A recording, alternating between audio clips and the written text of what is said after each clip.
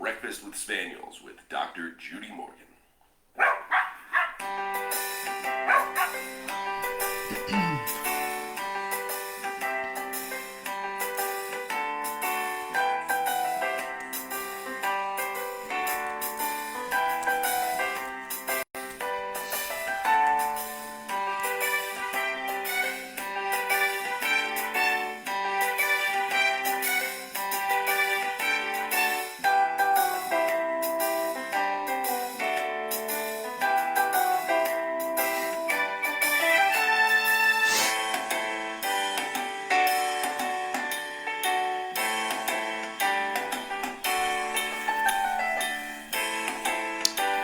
Good morning, Judy Hurley.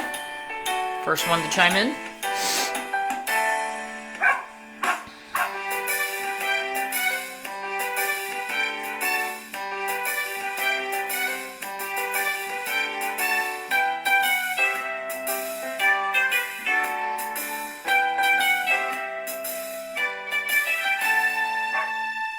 Remember, you can purchase all of Dr. Morgan's products at her website at www.drjudymorgan.com. Now it's time to sit back, relax, and enjoy the show. Well, I can tell that Facebook is not doing notifications this morning. It's very, very slow, ticking upward. So hope everyone had a good weekend. We had a very sad weekend at our house. I think I mentioned a couple of times over the last few weeks that Shayna was not eating well. I've never had a dog that literally ran away from food. We would put food in front of her. She would sniff it when she was hungry and literally take off running to the other end of the house. We've found her hiding, or not even hiding, we have found her in strange places in the last couple of weeks. One day we came home and couldn't find her. She was wedged behind our toilet. She's been getting stuck under furniture. So I wondered if she wasn't seeing well or what her issue was. And she totally quit eating. We had taken her off the raw food and put her on freeze-dried raw. She would not take anything with any moisture, which is not a good thing.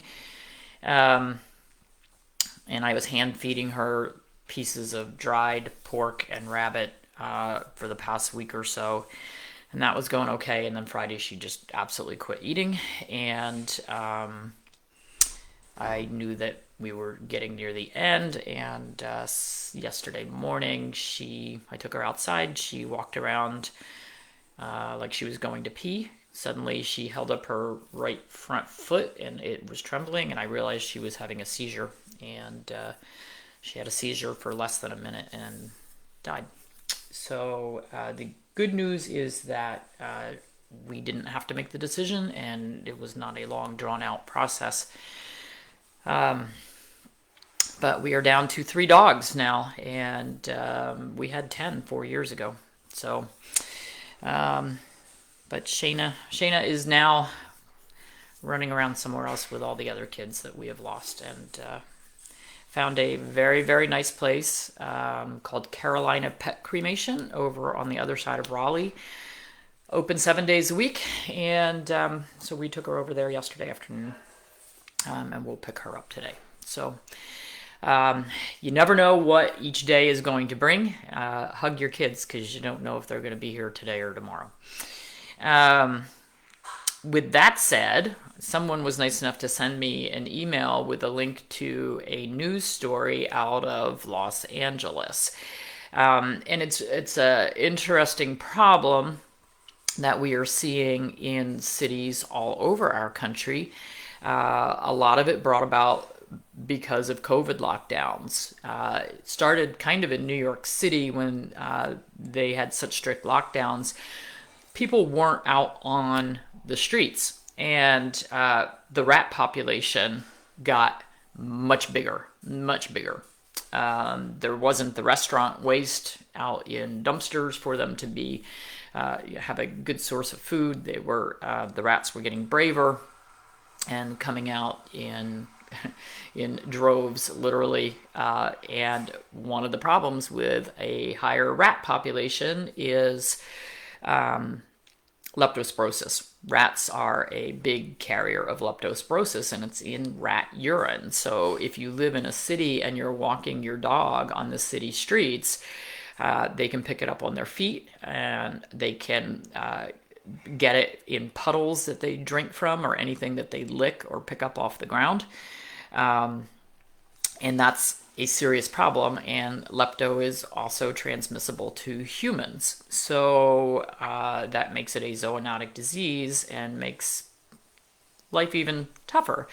So someone sent me an article from LA, and apparently because of all the tent cities and homeless population, which has grown, the rat population is just exploding there as well. And I think it was something like 100 cases of lepto over the past month or so, and it is definitely a summer problem. We see this more in the summer, and in West LA apparently it is a huge problem, and it is not something in practice. I saw maybe 6 cases in 30 years. It's not something that we used to see a lot of, but now we are seeing a resurgence. Now, this is a problem because I don't like the lepto vaccine. There are 7 that I know of, 7 serovars, or different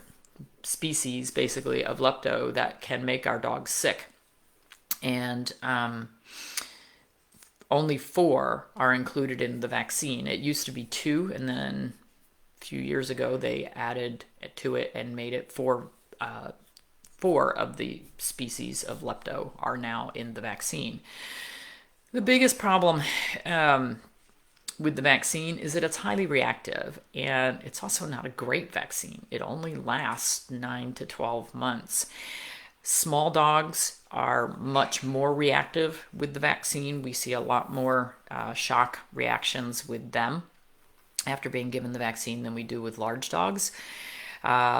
Biggest problem is that a lot of our city dogs are small dogs. Chipmunks haven't been, chipmunks and squirrels, they haven't been listed as high on being carriers. I've never seen them on the list, and I don't know whether they can carry it, but I've never seen them on the list. The problem is we've got a lot of small dogs in cities, and small dogs walking on the city streets, and rats peeing on city streets. So you are going to have to make the decision whether or not to give that vaccine to your pet based on their exposure. A woman in New York City developed something called Walkee Paws, which are basically boots attached to, they're waterproof boots that are attached to leggings that go up the dog's legs and attach in a little pull string thing up on their back. Very easy to put on and take off. They're called Walkee Paws. If I lived in the city, I would have Walkee Paws on my dog. She did it because she had a little white dog whose feet would get all dirty out on the street, and then the little white dog was sleeping in her bed, and she said, "Oh, I don't want all that stuff in my bed." So she developed the Walkee Paws. So that's one good way to keep. Yes, it is 2 shots. The first time you get it, they get 1, and then 2 to 4 weeks later they get the second one, and then it's an annual booster. So you can use Walkee Paws to help protect your dog's feet and keep them clean. For dogs with allergies that get itchy walking through the grass and things, the Walkee Paws are very good for that as well. However, the Walkee Paws, Susie wears Walkee Paws for her allergies. The Walkee Paws will protect them from picking things up on their feet, but it's not going to protect them if they're licking things off the ground or drinking from puddles. So I would be very careful with that if I had a dog in the city at this point. I don't know. Our dogs are trained to use pee pads. I think I would just let them use pee pads in the house. Not that we never want our dogs to go outside, but that's what they make strollers for in the city. You're in the city, only walk your dogs around your apartment complex.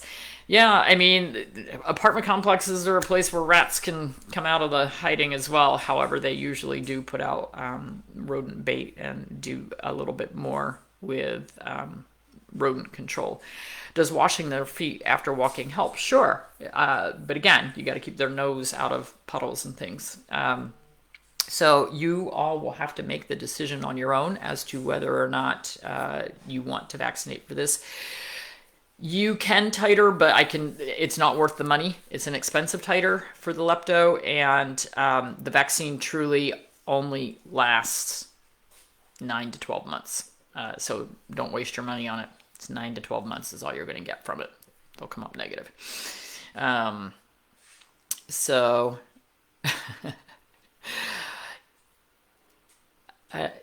Anna, I don't know what that is in, but yeah, I had big dogs, but we're going to get another big dog actually coming up pretty soon. But symptoms of leptospirosis, they call it red water disease because they get bloody urine, high fever, muscle ache, fatigue. They feel really, really crappy, vomiting. A lot of them will go into kidney failure. They can also go into liver failure.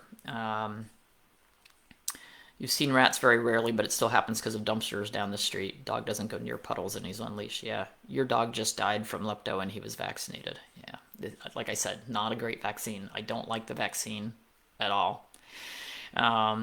Ray, how long ago did your dog have the vaccine? I'm really sorry for your loss.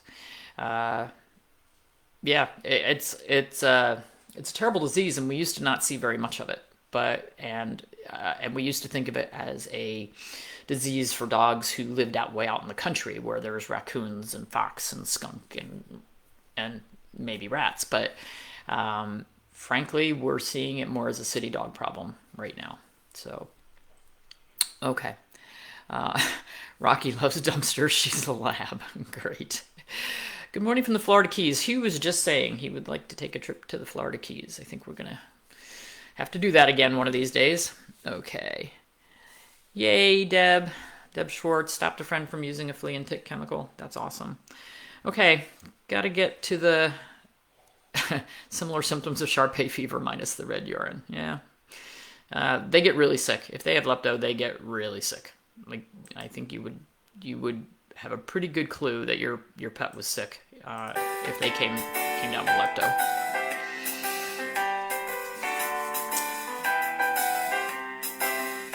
Yep, rats in the country, and they come in the garden. We used to have rats that nested under our hay in our old barn. We got something nesting under our chicken coop mats. I saw a whole family of mice come out of there the other day. Like one after another, these little tiny baby mice came popping up. I'm hoping it's only mice.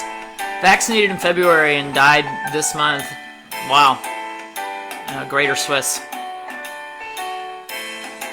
That really stinks. Like I said, not a great vaccine. I've never given it to our dogs.